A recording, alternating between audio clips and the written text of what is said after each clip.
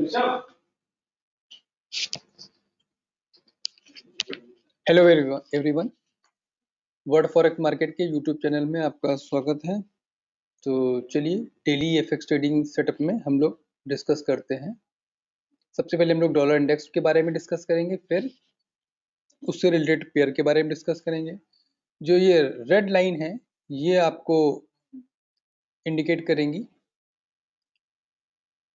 Resistance को, और green line जो है वो इंडिकेट करेंगी सपोर्ट को। जो लाइट ब्राउन लाइन है ये 50 मूविंग एवरेज, ये pink line 100 moving average and dark brown line 200 moving average को इंडिकेट करेगा।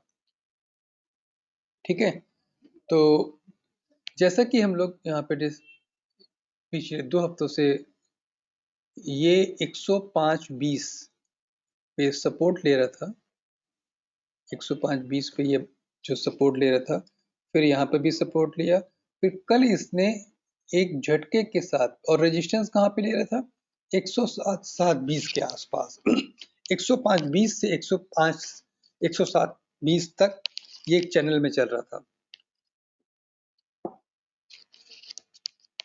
और परसों रात में 107.20 के बाद एकदम से झटके के साथ आया, तो कई सारे लोगों को लगा कि यहाँ पे सपोर्ट लेगा सॉरी, तो यहाँ पे सपोर्ट ले भी लेता, इसमें कोई इशू नहीं था। लेकिन कभी कभी होता है कि उस सपोर्ट को हल्का सा ब्रेक करके, क्योंकि लोगों की एक्सपेक्टेशन होती है कि वहां पे सपोर्ट लेकर उसको ब्रेक करके फिर मूवमेंट ऊपर की तरफ लेता है।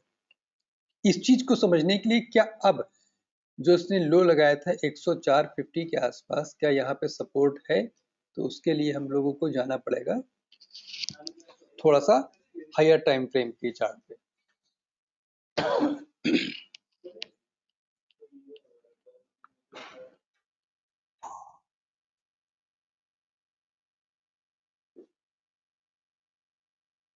तो हम लोग हायर टाइम फ्रेम के चार्ट पे जाने के लिए सब ऐसा करते हैं,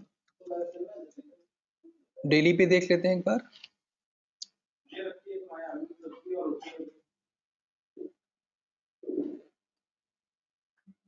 तो अगर हम लोग डेली पे देखेंगे तो यहाँ पे ये एक सपोर्ट है,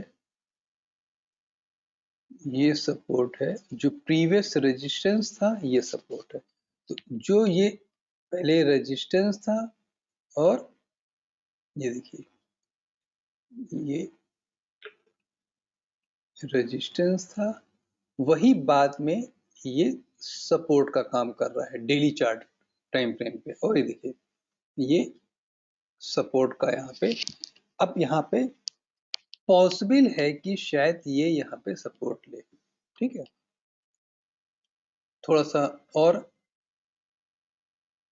एंट्री लेते हैं, क्योंकि बड़ा कंफ्यूजन हो गया है कि यहाँ पे ये सपोर्ट लेगा कि नहीं लेगा।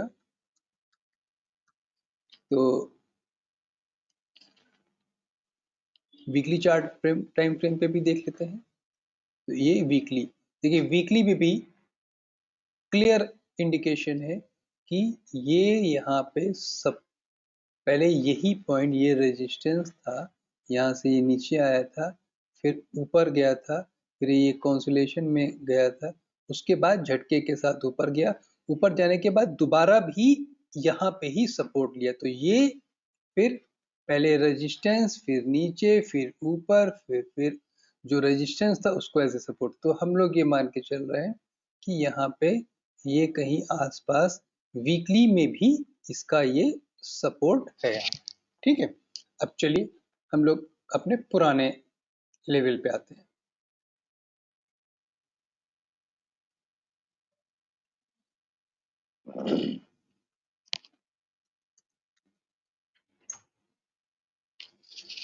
फोर आवर टाइम फ्रेम के चार्ट में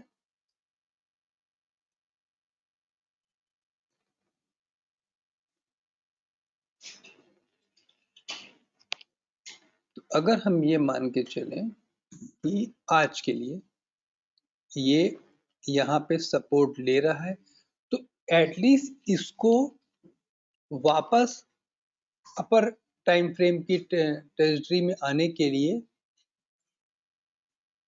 इस पॉइंट से इस पॉइंट के ऊपर क्लोजिंग देनी पड़ेगी। मतलब अगर यहाँ से ऊपर इसकी क्लोजिंग हो रही है तो फिर मतलब कितना पॉइंट है 106। तो मोटा मोटा हम लोग माने कि 106.20 के ऊपर जब ये क्लोज होगा तो हम लोग ये मानेंगे कि शायद अब ये यहाँ से ऊपर की तरफ मूव कर रहा है। अदरवाइज अभी अगर इसको नहीं तोड़ेगा तो ये एज ए कंसोलेशन में चला जाएगा। तो इसमें अब हम बुलिश तब होंगे, बेरिश तो नहीं होंगे। ठीक है, ये तो इसमें तो कोई दो राय नहीं कि हम बेरिश होंगे, बेरिश नहीं होंगे। बुलिश तब होंगे जब 106.20 के ऊपर जाएगा। ठीक है, तो चलिए अगले पेयर पे आते हैं।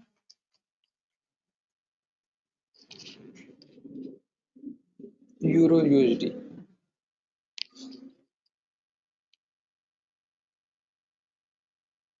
ये यूरो यूएसडी का चार्ट है। इसने भी क्या किया, जो बार बार इसका रेजिस्टेंस था 0,480 के आसपास, उसको उसने ब्रेक किया, ब्रेक करके ऊपर की तरफ ले गया और उसके बाद ये फिर रिवर्स भी हो रहा है। तो इसमें हम लोग अगर किसी को सेल करना है तो 1.0550 के आस का स्टॉप लॉस लेते हुए सेल करें। पहला टारगेट होगा 0,480 और उसके बाद दूसरा टारगेट होगा उसका 0,440। ठीक है, तो एटलीस्ट हम ये मान लेते हैं कि यहाँ से यहाँ तक, क्योंकि यहाँ पे फिर ये सपोर्ट है, तो इस सपोर्ट को रुकेगा कि नहीं रुकेगा ये देखना रहेगा। ठीक है, अगले पेयर पे आते हैं।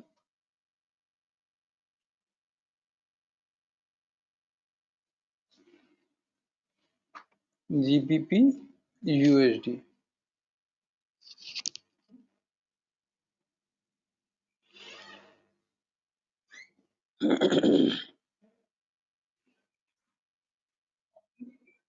यूरो और जीबीपी यूएसडी, एओडी यूएसडी, इन सबका तो लगभग एक ही पैटर्न वर्क होगा। तो फिर भी चलिए हम लोग एक बार डिस्कस कर लेते हैं।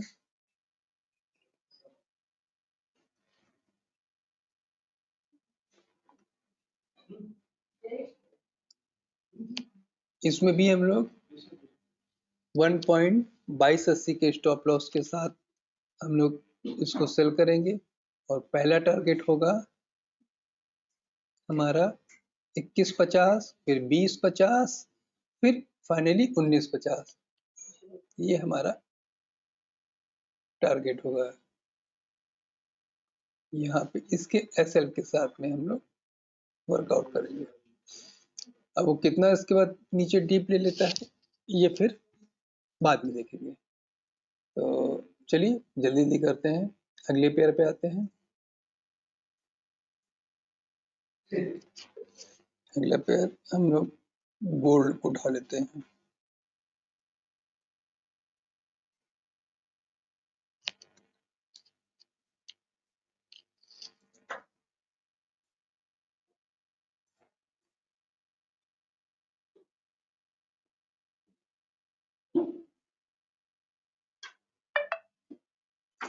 मेरे हिसाब से जैसे कि गोल्ड में हमने बताया, इसमें जब एक बार ये डब्ल्यू बन गया था तो यहाँ पे रुकना चाहिए थे, लेकिन ये एक्स्ट्रा पॉइंट ये यहाँ पे ऊपर ले गया है। तो ये जो एक्स्ट्रा पॉइंट है वो पॉइंट था 1820 के आसपास। तो 1820, लेकिन पिछली कई कैंडलों में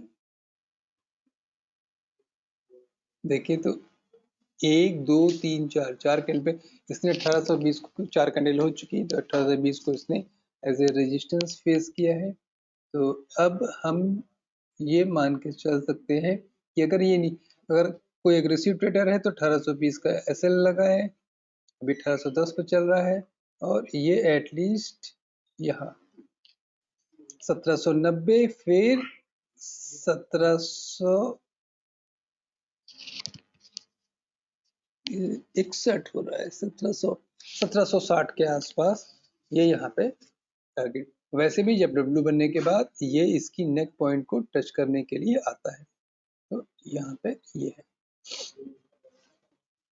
अगले पेयर पे आते हैं।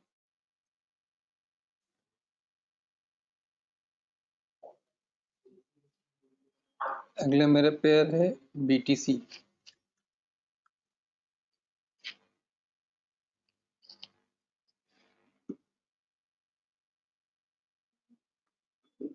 BTC में जैसा कि हम लोग लगभग डेली डिस्कस करते हैं कि पहला सपोर्ट को उसने ब्रेक कर दिया था 16,500 के आसपास, दूसरा 16,800 के आसपास, तीसरे सपोर्ट पे इसने एज ए रेजिस्टेंस फेस किया।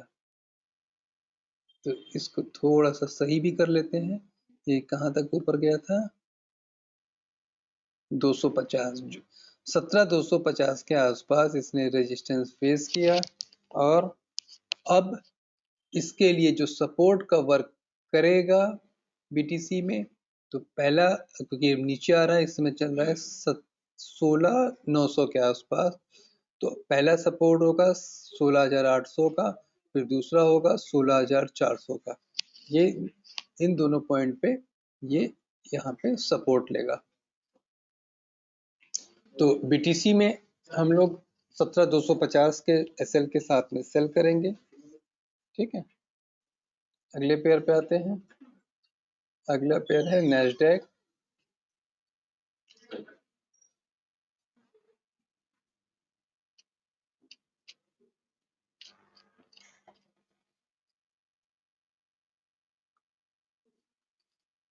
नैस्डैक में जो, तो जैसे कि कल ही देखने को बताया था कि इसने डबल